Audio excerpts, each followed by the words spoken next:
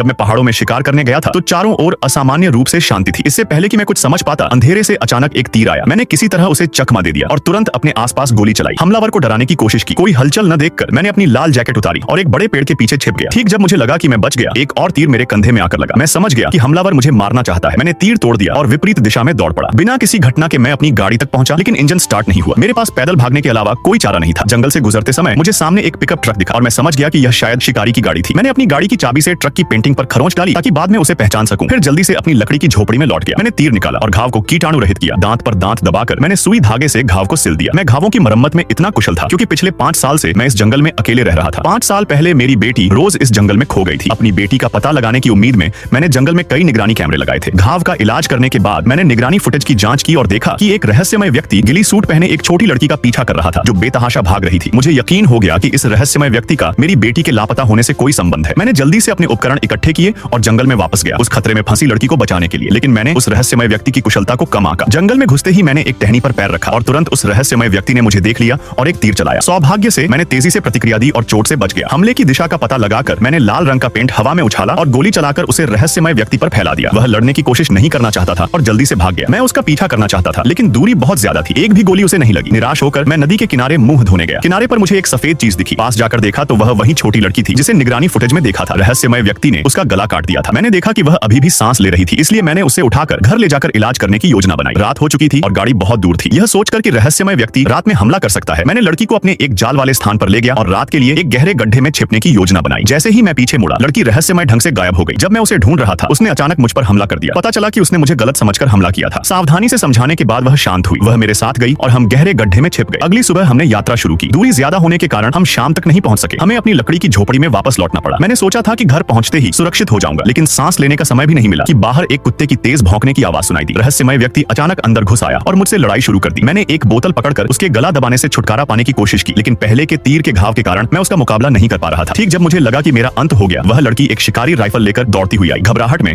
उसने रहस्यमय व्यक्ति को निशाना चूक दिया। उसने उस पर हमला किया और वह डर के मारे बंदूक फेंककर भागी। निहत्था होने पर रहस्यमय व्यक्ति धनुष और तीर लेकर आगे बढ़ा। एक तीर लड़की के पेट को भेद गया। वह जमीन पर गिर पड़ी, हिलना बंद हो गया। रहस्यमय व्यक्ति वापस आया और मुझे खत्म करने की कोशिश की। तभी बाहर से गाड़ी के इंजन की आवाज आई। पता चला कि एक पेट्रोल ऑफिसर गोली की आवाज सुनकर आया था। महिला ऑफिसर अंदर आई और लड़की का शव देखा। इससे पहले कि वह कुछ समझ पाती, मैं अचानक बंदूक लेकर खड़ा हो गया।